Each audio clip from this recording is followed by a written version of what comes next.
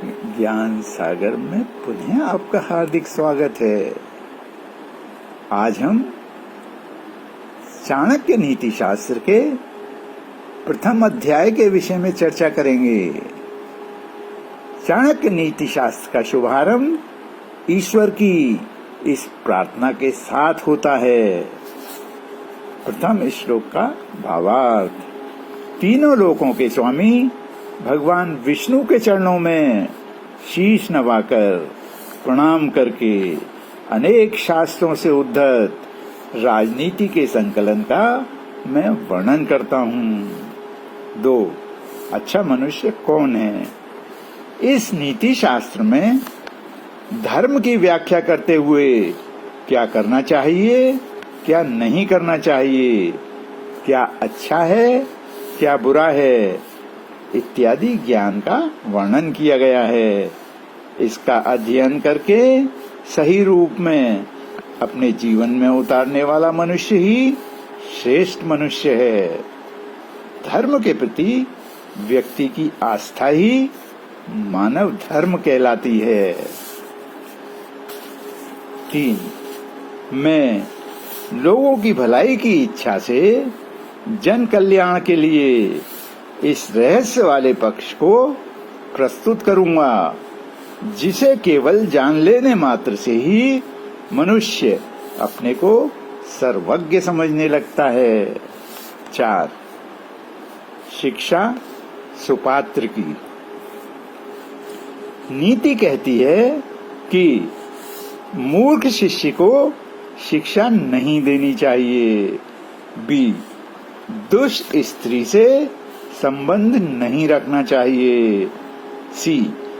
दुखी व्यक्तियों के बीच नहीं रहना चाहिए।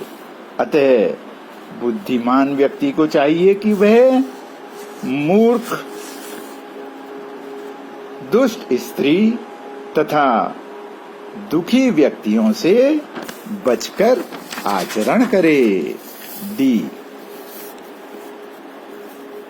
जिसके घर में माता न हो और स्त्री व्यभिचारिणी हो, उसे वन में चले जाना चाहिए, क्योंकि उसके लिए घर और वन दोनों एक समान हैं। 5. मृत्यु के कारणों से बचें। दुष्ट पत्नी, शठ मित्र, उत्तर देने वाला सेवक तथा सांप वाले घर में नहीं रहना चाहिए। ये मृत्यु के कारण हैं, इसमें संदेह नहीं करना चाहिए। 6. विपत्ति में क्या करें? विपत्ति के समय धन की रक्षा करनी चाहिए। धन से अधिक रक्षा पत्नी की करनी चाहिए, परंतु अगर अपनी रक्षा का प्रश्न आ जाए और धन तथा पत्नी का बलिदान करना पड़े तो इसमें संकोच नहीं करना चाहिए। 7. विपत्ति के समय के लिए कुछ धन हमेशा बचाकर रखना चाहिए।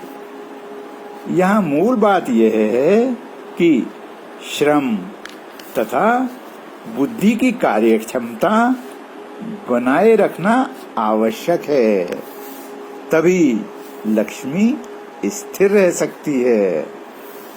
8. इन स्थानों पर ना रहें। जिस देश या शहर में ये सुविधाएं न हो, वहां नहीं रहना चाहिए। A. जहां सम्मान न हो। B. जहां कोई आजीविका ना मिले। C. जहां कोई अपना भाई बंधु ना रहता हो। D. जहां विद्या अध्ययन संभव न हो। 9. इन 5 स्थानों पर एक दिन भी नहीं रहना चाहिए। A. जहां कोई सेठ न हो। B. जहां वेदों को जानने वाला विद्वान न हो। सी, जहां राजा या सरकार न हो। डी, जहां कोई वैद्य या डॉक्टर न हो। ई, जहां कोई नदी न बहती हो।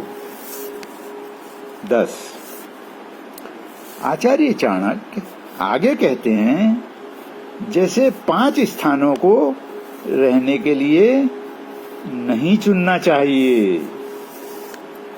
ए, जहां रोजी रोटी का कोई साधन न हो। बी, जहां लोकलाज अथवा किसी प्रकार का भय न हो। सी, जहां लोग परोपकारी न हो।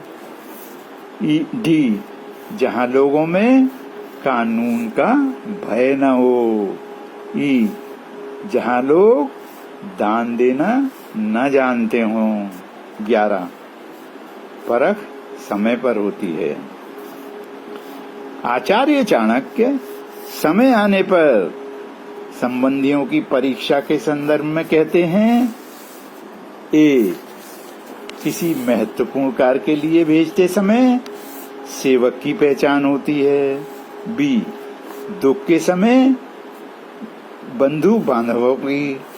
सी, विपत्ति के समय मित्र की, तथा धन नष्ट हो जाने पर पत्नी की परीक्षा होती है। 12, सच्चा मित्र। यहाँ आचार्य चाणक्य बंधु बांधवों, मित्रों और परिवारजनों की पहचान बताते हुए कहते हैं, ए,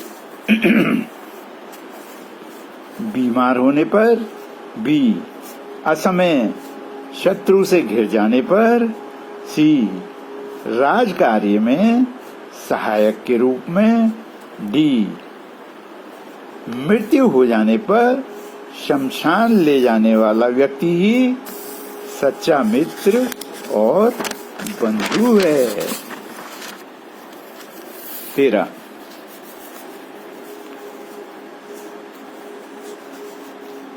हाथ आई चीज को ना गवाएं। जिस चीज का मिलना निश्चित है उसी को पहले प्राप्त करना चाहिए या उसी काम को पहले कर लेना चाहिए। जो अनिश्चित का सहारा लेता है उसका निश्चित भी नष्ट हो जाता है। अर्थात one bird in hand is better than 2 in the Bush. 14, विवाह समान कुल में ही शोभा देता है।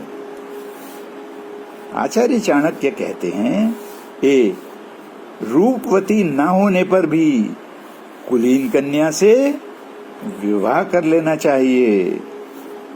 बी, नीच कुल की कन्या यदि रूपवती और सुशील भी हो तो उससे विवाह ना करें।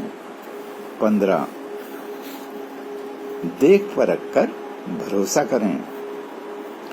आचार्य चाणक्य यहाँ विश्वसनीयता के लक्षणों की चर्चा करते हुए कहते हैं कि ऐसे लोगों का कभी विश्वास नहीं करना चाहिए।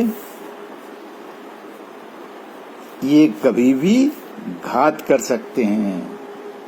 ए, लंबे नाखून वाले हिंसक पशु। बी, बड़े बड़े सींग वाले पशु। सी, नदियां। डी, शस्त्रधारी। ई, स्त्रियां तथा एफ, राज परिवार। 16, सार को ग्रहण करें। आचार्य चाणक्य यहाँ साध्य की महत्ता को दर्शाते हुए साधन को गौण मानते हुए कहते हैं, ए, अमृत को विष में से भी ले लेना चाहिए।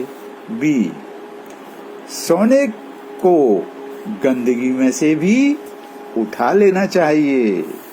सी, उत्तम विद्या नीच व्यक्ति से भी ले लेनी चाहिए। डी, स्त्री रत्न को दुष्ट कुल से भी ले लेना चाहिए।